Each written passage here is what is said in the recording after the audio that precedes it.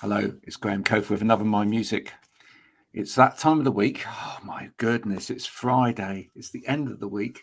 Unless you're watching this on catch up somewhere else at some other time, in which case, I don't know what time it is with you there. You might even be going to sleep with this on your pillow. If you are, then that's lovely.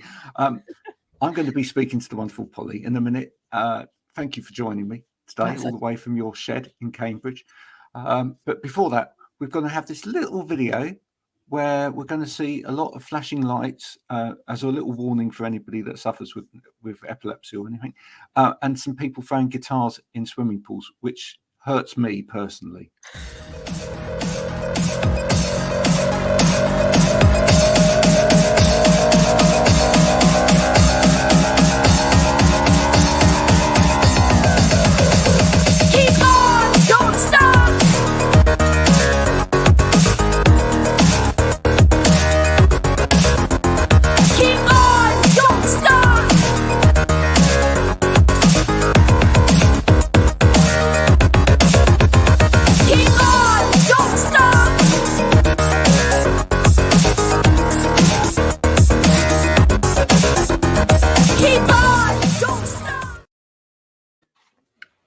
Hello, we're back. Hello.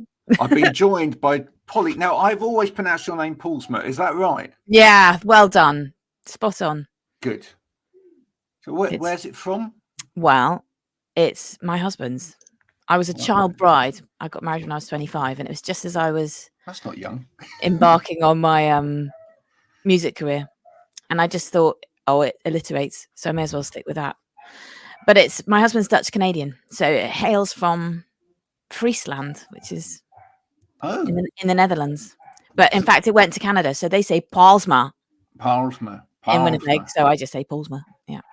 Oh, but it's got a rogue U, so it's it's a little bit bit foxy.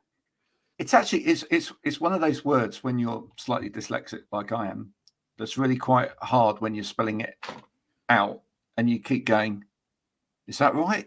No, it's not. No, it can't be. Yes, it can't. Because I break I end up having to break things down into small little chunks, so it ends up being Paul us ma. Paul us ma. But that's not how you then pronounce it. So it's like, but I have to do it like that on the phone all the time. Do you? Yeah.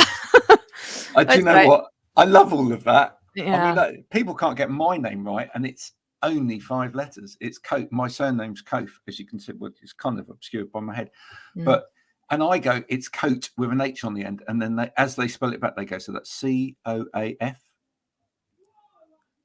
What? Yeah, exactly. You can't spell coat.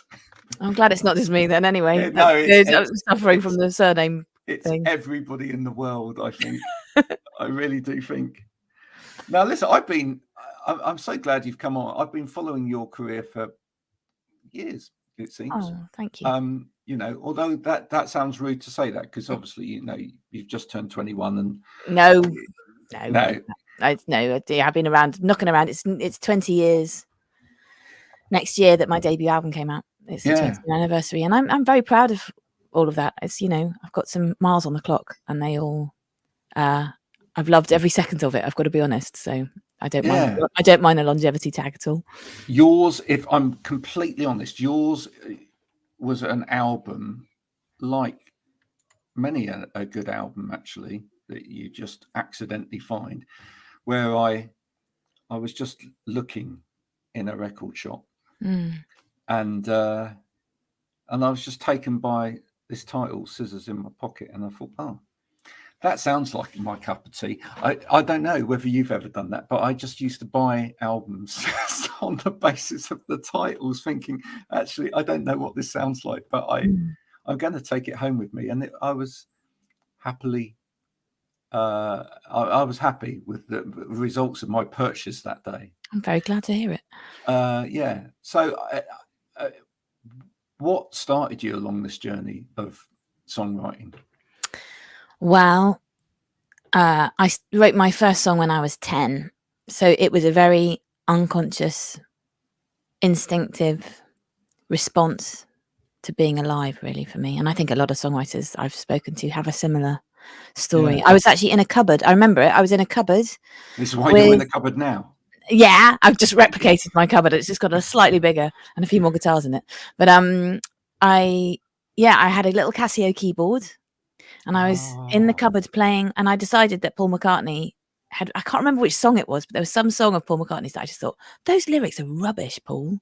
I'm going to rewrite them. So I think, again, that's something I've heard other people say, that it's one way to start, is like copying. You kind of magpie and pinch other songs, and rework them. And it's one way. I can't remember which song it was. I can't. For a minute, when you said Casio and then Paul McCartney, I thought you were going to take me to his Christmas song, Where it might have been. You're sitting. My laptop is actually perched on top of the lyrics. Oh, give really? it a bit, so I should actually go through it and try and figure out which one it was. Yeah. I just decided it needed to be about swans. That's all I remember. So I wrote swans. But and it began. And so I taught myself how to play guitar. I diarised all my teen years. Every boyfriend, every snog under a lamppost got kind of diarised in a song. Yeah. And it's weird, over the years I've tried to kind of grow up and escape, and every time I try to stop, it's like the mafia, you just get pulled back in again. Yeah. So I've given up trying to quit now. I can't bear it. It's obviously just a compulsion, and I just have to give in. It's amazing how many times I've heard on this program I taught myself how to play guitar, because it almost trips off the tongue as sounding really, really easy, but it's not.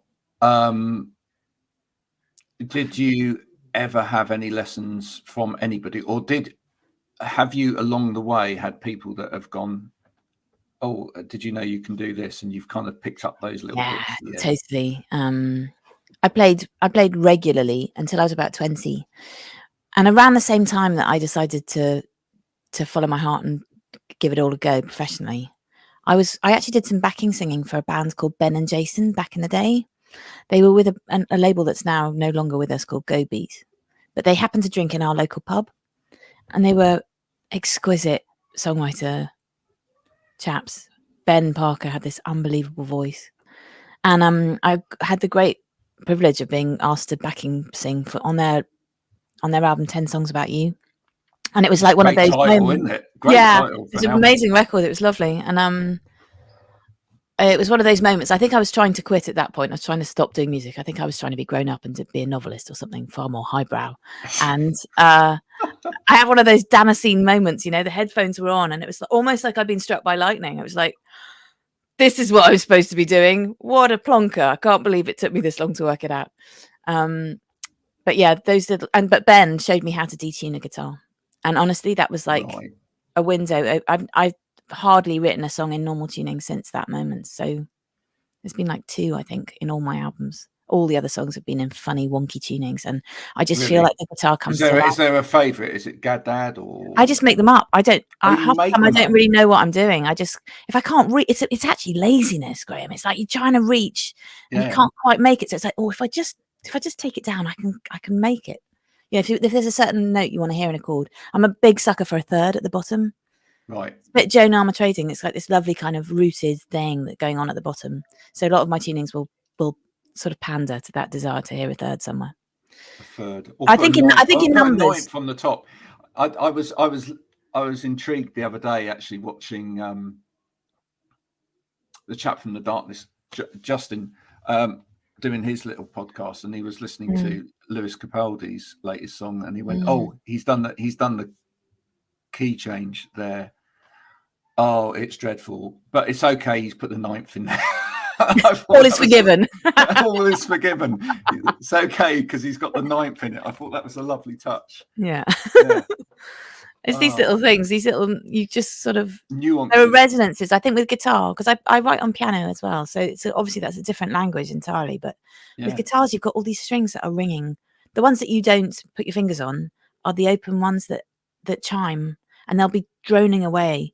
So fiddling around with them creates an enormous potential for texture change. And so it really opens. It felt like someone had opened up my chest and kind of, I don't know, it was just, I felt like I was having open heart surgery when I first heard like first heard it in the room, and suddenly all those songs that I loved, all the Joni Mitchell songs, all the Ryan Adams songs, suddenly I understood how they worked. It was just lovely.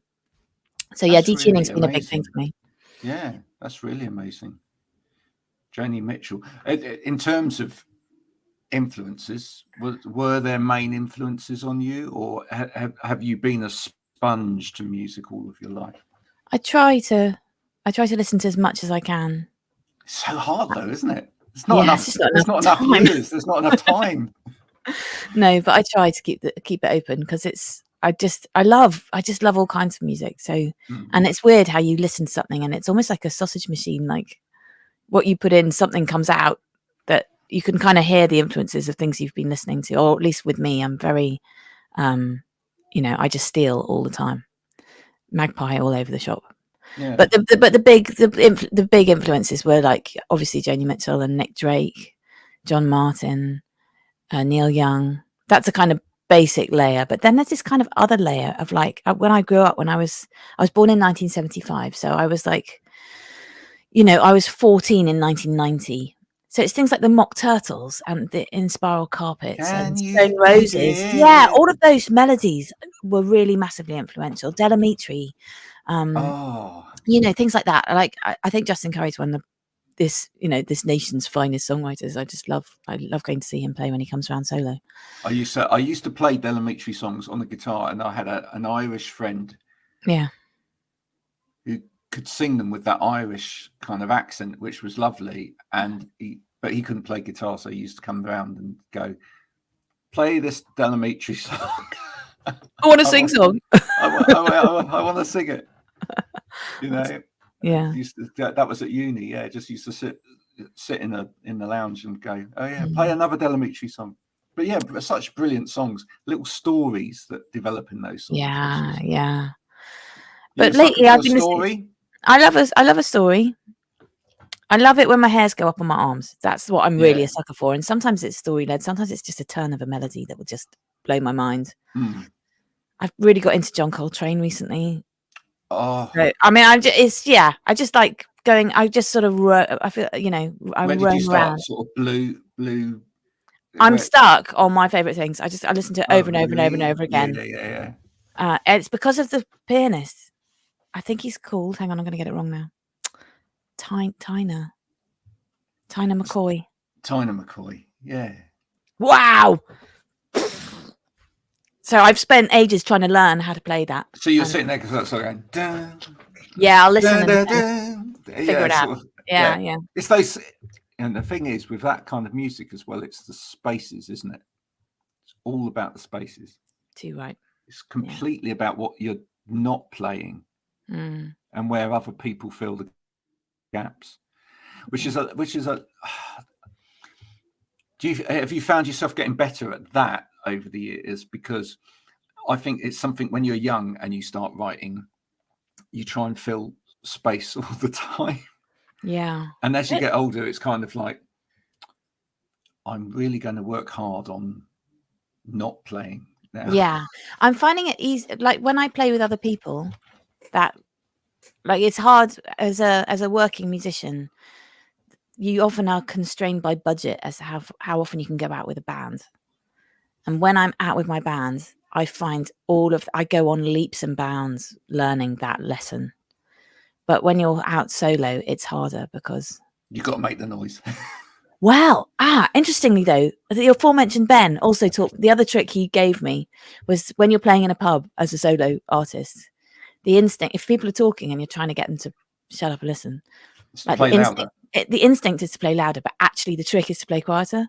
Yes. or to go completely, to leave a massive gap somewhere. So they lean in because they suddenly get embarrassed and then they shut up and then they're hooked, and it works a treat. It's absolutely brilliant as long as what you then play is awesome.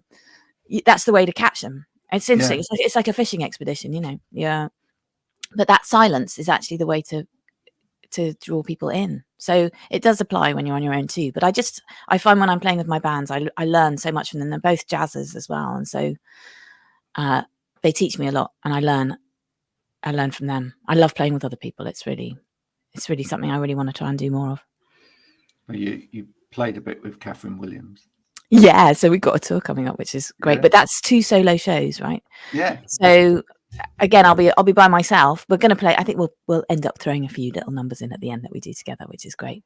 But we do collaborate all the time. We write songs together quite a lot, and she's written stuff on my album that came out last year, and hopefully I've got a song or two that they're in the running for her next record. Whether they make the final cut or not remains to be seen. But that writing together is another way of collaborating that isn't necessarily on stage, you know, but you're with someone when you play it, even if you're on your own. You kind of got them in your head.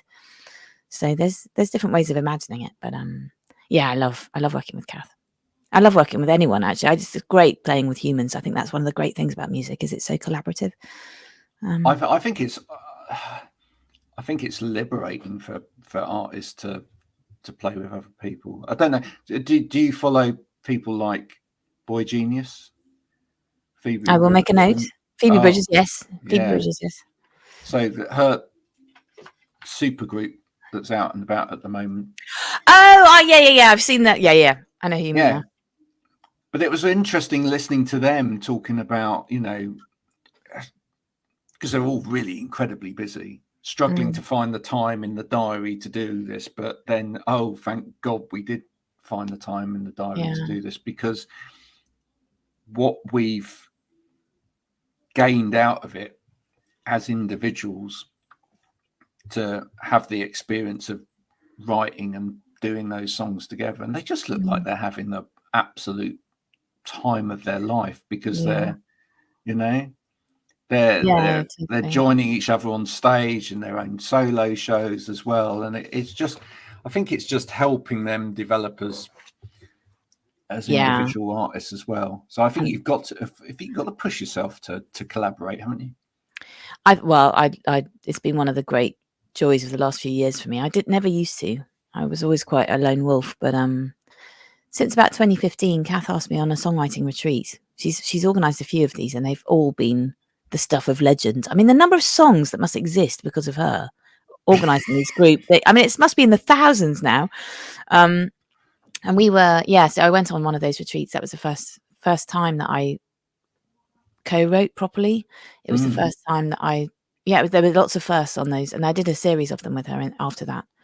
And it's funny because it really helps you to just forget yourself and like just dial it all down and relax. I've always been quite intense and uptight. You know, there's this, I had quite rigorous academic training, and it winds you very tightly into a very pointy, singular presence. And to unravel that and just allow yourself to sort of mix with other personalities, other voices, to blend and not be so singular, with it's such an amazing musical lesson. And do you teach songwriting as well? So I that's a very recent thing. That's since lockdown, really. There's a wonderful music college in London called ICMP, and I teach on the master's program, so it's like postgraduate. And these students are just phenomenal. They're humans who've committed a whole year of their life to just getting better at writing songs. And for that to be the baseline of where you start, it's just nonsense. I just think I really admire all of them. I don't think you can teach somebody how to write a song. I really don't. But I do think you can teach people how to allow space in their lives to write songs. There's scaffolding, there's disciplines, there's tricks and tickles that you can share with people to help them in their songwriting journey. But so it's you know, I think when I first started there, I was a little bit skeptical. I was thinking, you can't, this is not something you can teach, but there's supportive stuff around it that you can, and I think that's what we do on that program. I'm very, very chuffed to be a part of it. Yeah, it's great. And maybe, you know, the fact that you've started collaborating in the last few years, you can now bring that into that as well. Yeah, you can bring that into teaching. Yeah, absolutely. I don't. Maybe it would have been. It's, you know, I think it's something I can share with the students, and if I didn't have that, I wouldn't. It would be a shame. It's definitely enriching. And, you know, I've got a student from a couple of years ago is coming up to the Shed next week to do some co-writing. So you get to meet lots of really talented people as well. And I would never co-write with a student while they're enrolled at the college. That would be unethical. But once they're out, It was interesting you using the word scaffolding there for a minute, because the last time I heard that mentioned was actually in the Ed Sheeran court case that came up the other day. And he was talking about the fact that these are the building blocks and the scaffolding of most pop songs. Did you watch any of that? Did you? Are you aware of? I'm aware of it, but I didn't get too engrossed. I think there's a whole I find stuff I'm a bit alienated from stuff in the charts, because to me it all sounds like the same song over and over again anyway. So I think they should all be sued. But no, I don't think that really. But I find it very monotonous. I find the chord structures and I mean, my kids who are in their teens, they don't listen to the charts. They're all listen to really old stuff because it's boring. Oh, do you know so I mean, while I'm very glad they won the case, and I think it's the right decision, and I support modern songwriters, and I don't like the way it's all become a little bit monochrome. But that's just. Do you think that is partly the problem, that all of this has become business for the younger generation? I don't to some extent. I mean, it's wasn't it always? I mean, well, it was, but here's a big distinction, and it is a bit of a generalization. But when I speak to people that have had a longer tenure out there on this program, compared with people that are started up a couple of years ago and are really going for it, the thing that often comes round is that, and it's possibly not the case in your case, because you sound like you had all of that kind of background in terms of learning the academic side of music, if you like. But no, I didn't. But anyway, keep going. Sorry, my discipline was elsewhere. But okay. But what I was going to say was that so many people from back then, including myself, we got into bands, or we got into music because there was a social aspect to it, and part of it was just, let's do this for the fun of it. Let's do this because we want to make a statement, or we want to make something, but we weren't expecting this to happen as a career. Whereas the headset for a lot of younger musicians is, I am manifesting myself into being famous, and I'm manifesting myself into being successful. And it was like, we might have dreamt of being up on stage or something like that when we were young, but it was kind of a dream. It wasn't I'm going to will this into submission sort of thing. It was it's a dream in the same way that being an astronaut and going to the moon was a dream. Yeah, maybe you're right. I don't know. Yeah, maybe. Yeah, for me it was always just there was a social aspect. I was in and out of bands all the time. So I read English literature. That was my thing. And I just finished my PhD about 2 years ago. So I followed it all the way up to the top. But I can't read music. It's hilarious. It's funny that my main job, I guess the lyric writing is kind of where what are those? There are those crabs with one tiny claw and one massive one. So my lyric writing claw is massively overeducated. My music claw is just flying. I just fly on instinct. That's why it's so nice. I don't know what I'm doing with the guitar, which is why it's so freeing. It's lovely. But what was I going to say? Yeah, in university. So I went to Cambridge here, and I was reading English lit, and I was in a 10-piece soul funk covers band. Those are my two big pursuits, like the Commitments, Yeah. And I wasn't playing guitar at that time. I could play it, but I wasn't very confident. I used to play tambourine and just sing. And no one whipped you over the hand then when you were trying to learn. No, get on with it. Yeah, no, they were very forgiving, and it was really fun. And it probably took up half my time. And I remember at the time thinking, well, this is the extracurricular thing, but the English literature is the serious bit.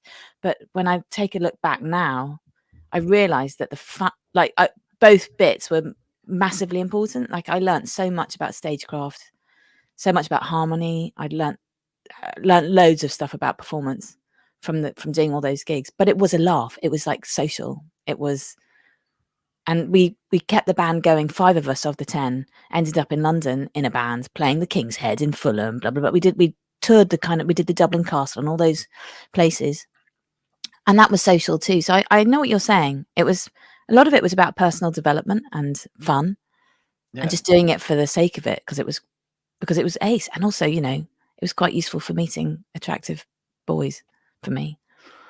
So I was quite interested in that as well. I had a pair of fantastic gold trousers that actually secured me my husband. So there was that aspect as well.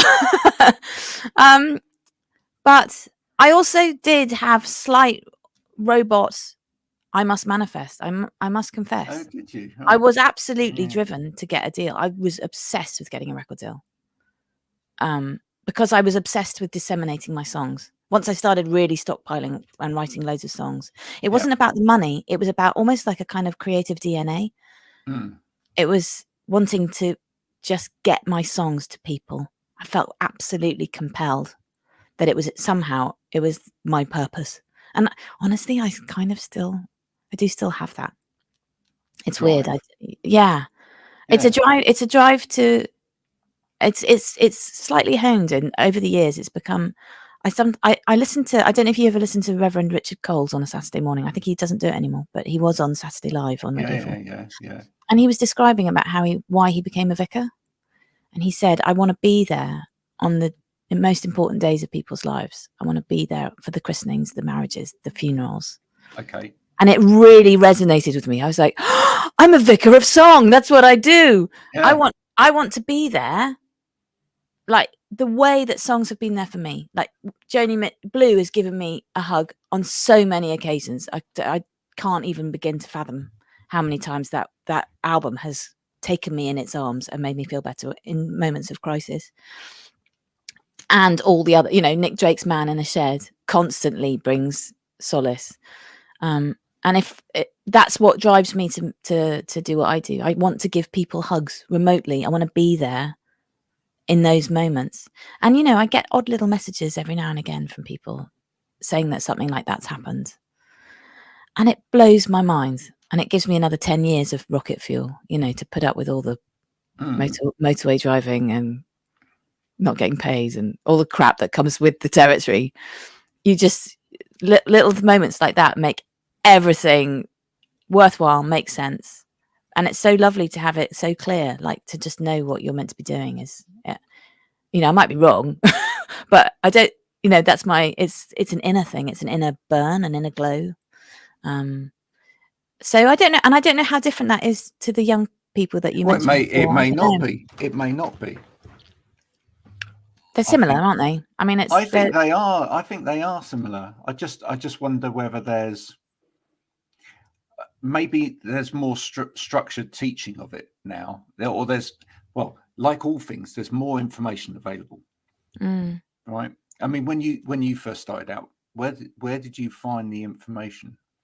On records.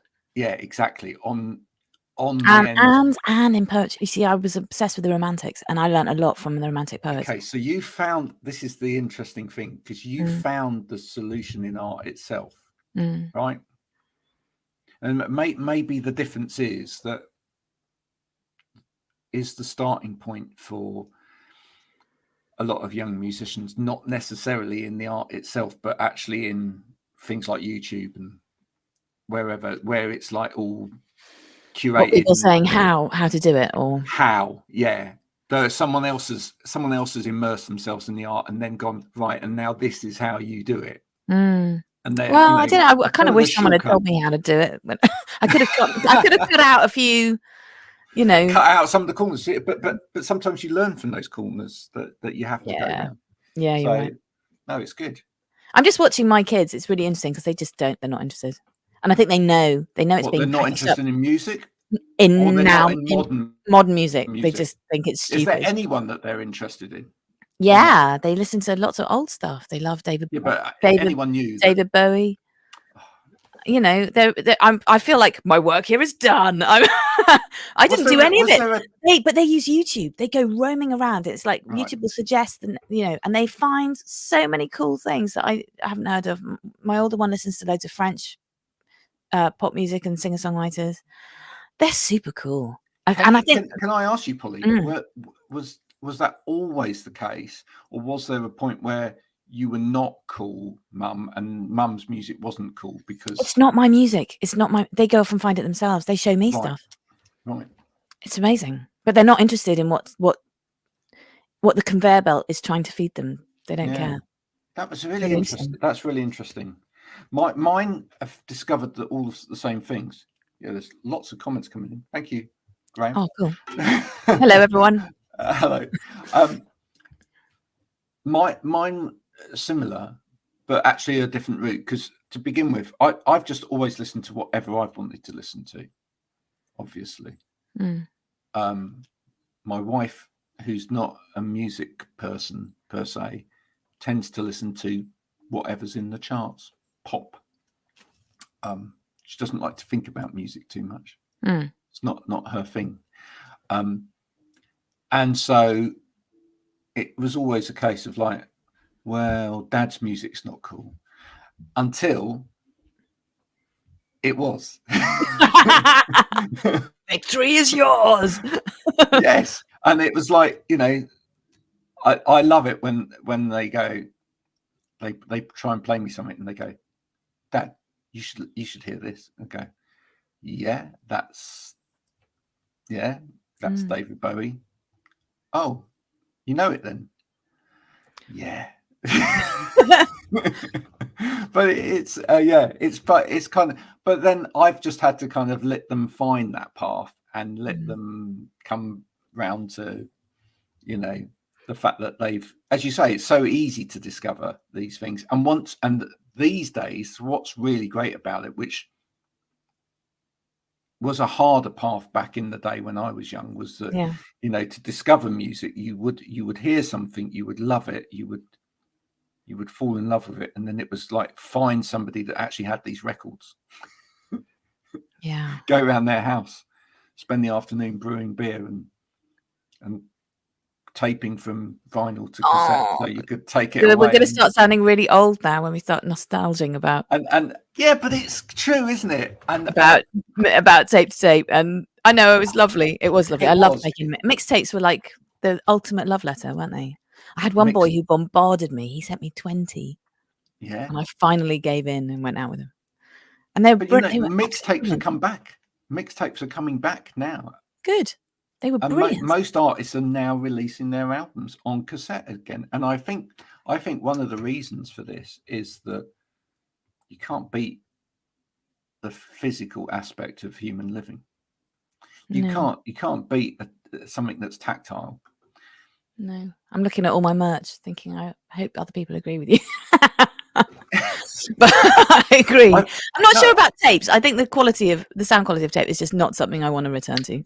But do you know why though? I think even tapes have made a comeback. I think it's almost a case of there's a romanticized nature of actually wearing something out. I actually really love that. Ooh, that's interesting. Yeah. I actually think we live in an age where everything is like captured perfectly and can be sort of like always there. But in a way, doesn't it make things more precious when actually they deteriorate? Like your favorite pair of jeans.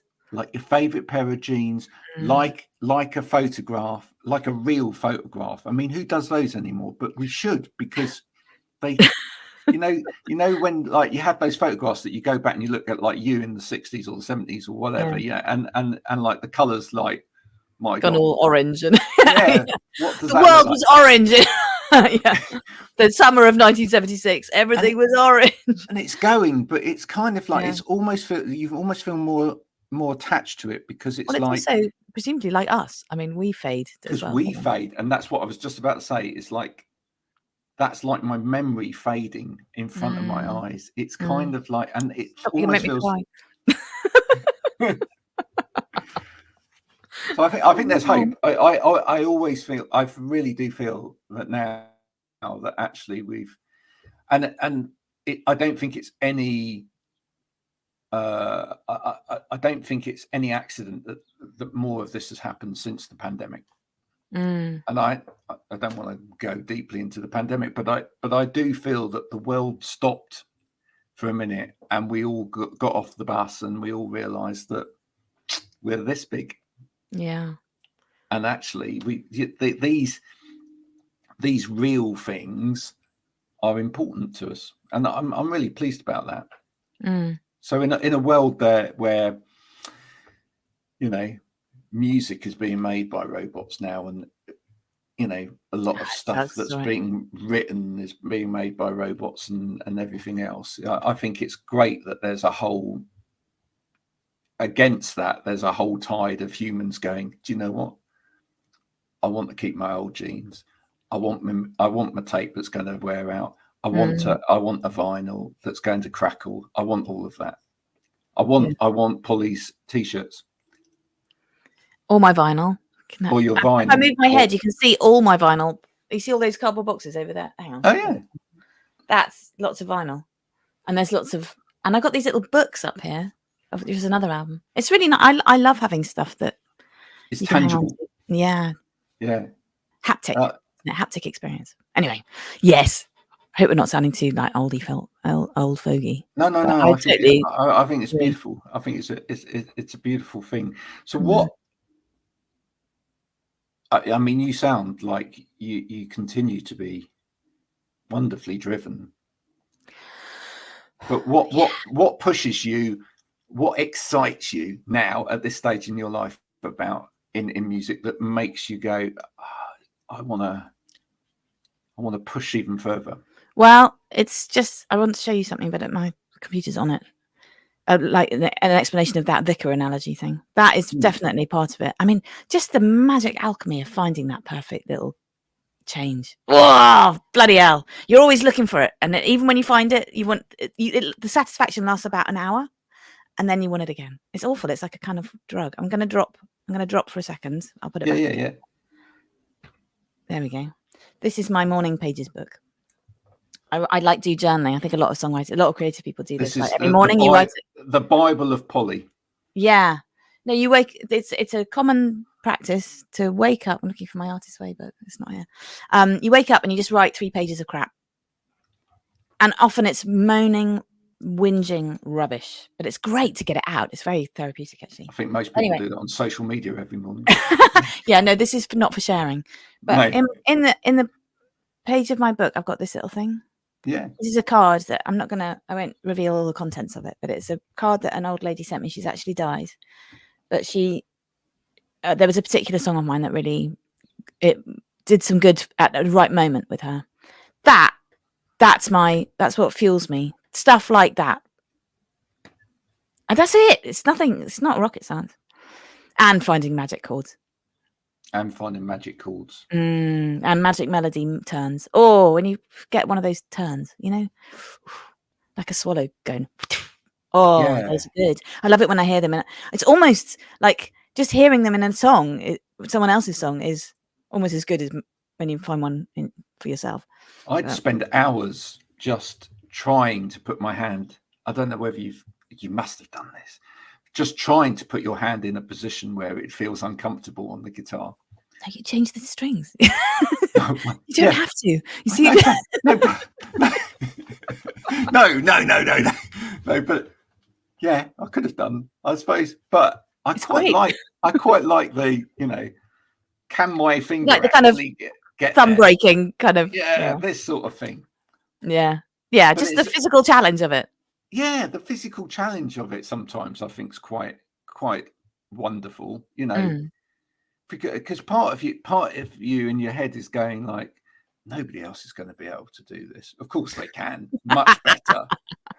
Oh, nobody else has ever played this chord, whatever it is, ever. But I think it's sometimes.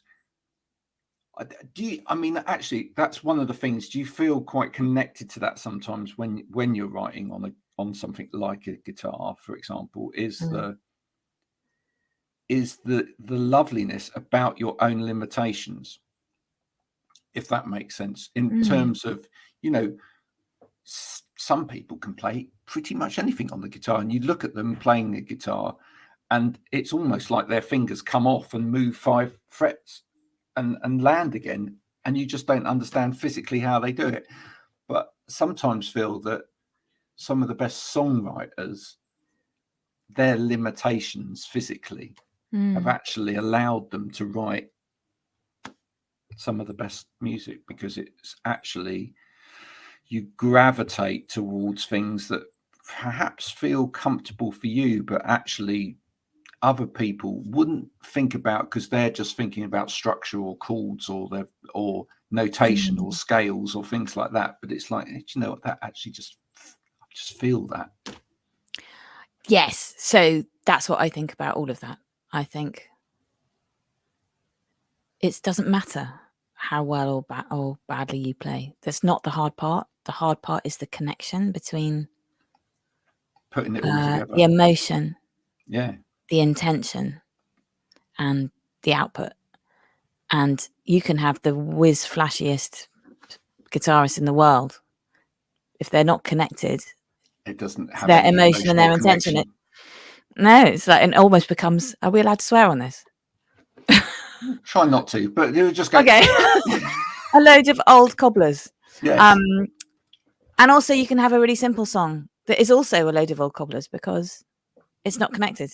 It's irrelevant. The skill level is completely irrelevant as far as I'm concerned. It's all to do with this very visceral connection between emotion and intention, and the lubrication, and being able to kind of get inside somebody else's, like, you need to not only insert your song into somebody, it's almost like a hot knife. You kind of have to stab them with it, and it has to get down right into their heart and go jiggle. And if you don't do that, it's all a waste of time.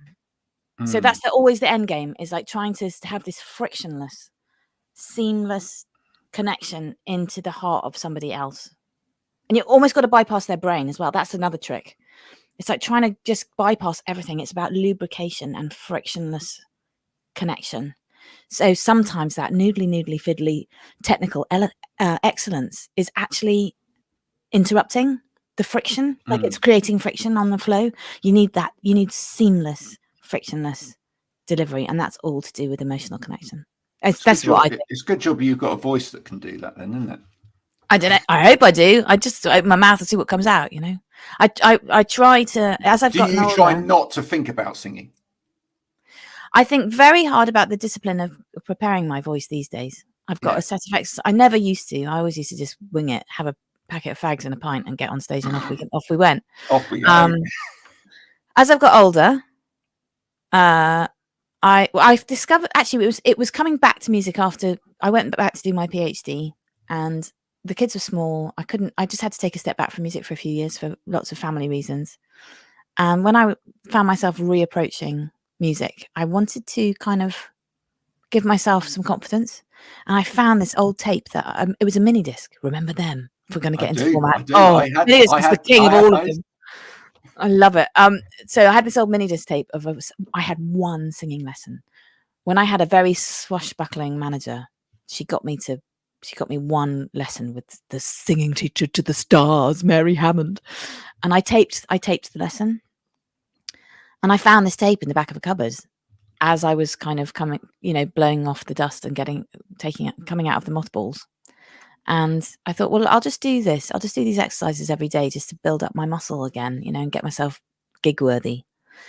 And I just haven't stopped, because it's made such a massive difference. And I think it's actually helped me be more in control of my voice now than I was 20 years ago. But once I'm on stage, you've got to park all of that and shut your eyes and let it all. You know what? You've just blown it there, really, because what you should have done, Polly, is you should have said that it's got nothing to do with this singing teacher. You should have actually put it on and made it into a podcast and gone, right, it's just one episode, but people can subscribe to it. And you go, you want the singing tips with Polly? Oh no, I'm sure. Joking. Yeah. I mean, I feel like I've definitely, poor Mary Hammond. I mean, given that I've done her lesson now every day for about 2 years, You know, I've done her out of quite a lot already, so I wouldn't do her out of anymore. She's No. she's a remarkable teacher. Yeah, it was just some exercises, but they're really good for warming up, and so I use them as a warm up before all my gigs now, and it's just helps enormously. And I don't know if it's just getting older that maybe that was what I needed to do at that time, whether I should have been doing it all along, or whether it's all just psychological and who cares? I don't care. It's helpful, and but it's about strength. I think it's about muscular strength, and then you have to shut your eyes and do the emotion, intention, delivery thing, and not think about anything. It's really important on stage. The minute I have that moment of like, oh, that went well, forget your words, mess up your chord. Like the minute you enter, your brain enters the reality space. You have to just disappear. It's lovely. You've got patrons now. I do. I love my patrons. I love them. Yeah. We are 50. I love every one of them. How has that kind of changed your life? And how do people get involved? Because, you know, this is a sharing, caring. Wow, that's great. If anyone's interested in supporting, it's a wonderful thing. I think the minimum the entry level kind of membership is £4 a month, so it's like a cup of coffee a month basically. So it's not too onerous, I don't think. And I give an awful lot of everything to everybody. So I have a couple of patrons that are obviously in a position where they're able to support artists, and they are incredibly generous. But they kind of get the same as everybody. And it seems to me that people who join Patreon, which is the website that my patrons support me on, the general, I've done a few kind of questionnaire type things saying, why are you doing this? What motivates you? And they all just say, just want to help, just want to be a part of it, just want to know that I'm supporting somebody. It's just incredible. It's very altruistic. It seems to be, you know, I do a weekly little video from here usually, and a lot of it is about home recording or how to change your guitar strings, or just me saying, hello, I'm here, look, I wrote this today. Or today they got one about me improvising on piano and using that to write a new song. So it's usually songwriting oriented rather than personal, if you know what I mean. I try to make it interesting for people who are actually interested in songwriting.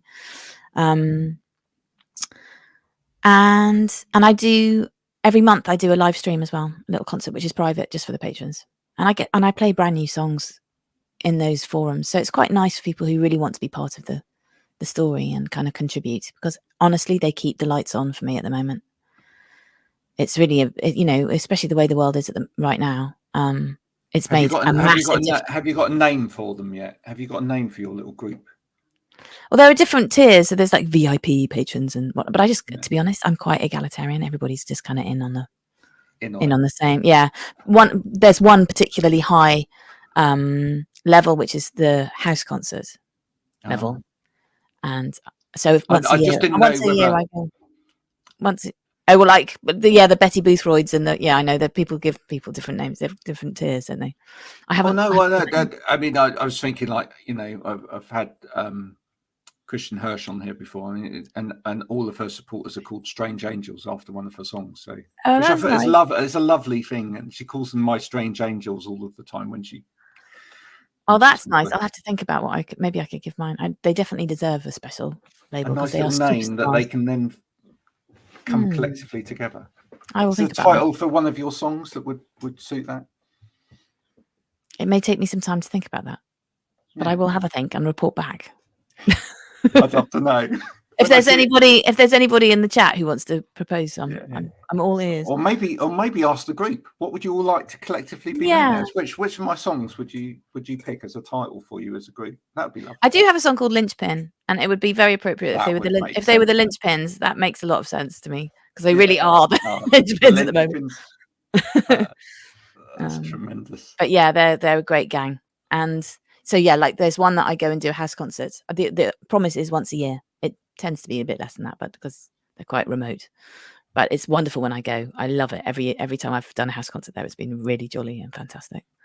And there's various other like little perks and whatnot. I just think Patreon's such a great idea. I know a lot of artists have really benefited from, especially with the way the bottom has fallen out of the industry. I'm old enough to have just caught the end of what it used to be like in 2004 when Scissors in My Pocket came out. You know, I supported Jamie Cullum, and I was selling 100 CDs a night. at his merch table. That just doesn't happen now. People aren't interested because they can just get it all for free on Spotify, and I don't blame them. There it is. Although, having said that, last week, top of the album charts, an independent band. Thank God. And a few weeks back from that, top of the album charts, an independent band. Maybe the revolution is beginning. Oh, I hope so. I mean, it's going to be what it's going to be, and we all have to kind of, I don't know. I'm just trying to. Yeah. We hang on by a thread. We keep going because it's hard work. I mean, these bands, work. In order to do it, have done pop-up shops and gone out there to do every single show they can and every bit of whatever they can to that's hard work. It's really hard work. It's not for the faint-hearted. No, but it's worth it. It's it all. But Patreon is a great kind of. One of my kids is diabetic, and now I'm thinking of it. You may not know about diabetes, but there's 2 different kinds of insulin. One is like a background rate, and one you give when you eat. And like the Patreon is like the basal rate. It's like this. It just keeps you going through the ups and the downs of releases, and because it's a steady thing, and that's actually songwriters really need. That's steady, just a little bit of support, just holding you there. Not just from a financial point of view, but from a mental point of view as well. Everything. I love being able to, I started it in 2020. So in January 2020, I mean, I was so lucky that I had that through lockdown as an outlet, just somewhere where I could perform to, play, get feedback from, just feel like I was a musician too, because all the taps were off, weren't they? So it was a real emotional, mental health lifeline as much as everything else. So I love my linchpins. There we go. That's stuck. It's stuck now. If I've done nothing else today, I've helped birth the name of. There we go. Yeah, brilliant. Polly's group. It's been an absolute pleasure talking to you today. Likewise, thank you. Thank you for the music over the years, and beyond as we go forward. I look forward to hearing more from you in the future. Well, the next one is in the incubator at the moment. It's coming, which is it's all written, and I'm just finalising exciting details about how it's going to be birthed. It's very cool, though. I love it. You can whisper to me when we're off air, and let me know. I had an artist yesterday that said, I can tell you the name of my new album, but I can't tell anyone else. I said, well, you can just whisper it to me off air. So that's there now. Great. I know. I like to walk around with these things. I'll just go to people. I know the name of the next album. You don't, but I do. There we go. They're like, I couldn't give a... Makes me feel good. Well, that's all that matters. That's all that matters. When you get to my age, it's like, little wins, they're the ones to go for. It's been an absolute pleasure having you on. Thank you so much. Everybody, if you've never listened to Polly's music before, why? Where have you been? But now's the time. Go and check her out. She's on all of those platforms that don't pay anybody any money, and she's on some that do as well. If you find her on Instagram and Twitter, etc., that she's got in her bio, she's got a link, and in there's the link for being a member of the Linchpins. She might have to change that title now because it says patron. And there's details of the Catherine Williams Big Sky tour, or all of her other gigs, info, and importantly, there's places where you can actually buy her music as well. And if you actually feel like spending some money, which you do, please go and do it, because money's just going to burn a hole in your pocket otherwise. You probably spend it on coffee, if not, and that's not good for you. It's always helpful to buy the music, but honestly, the most important thing is that if you take a song to your heart and have it at a certain moment, just tell me, because I love hearing about that stuff. Send her a card. Send me a card. There's room still in the front of that book for a few more cards as well. Yep. Polly, thank you so much. Thank you, Graham. Thanks for everybody for watching my music. I'll see you again soon. Bye for now.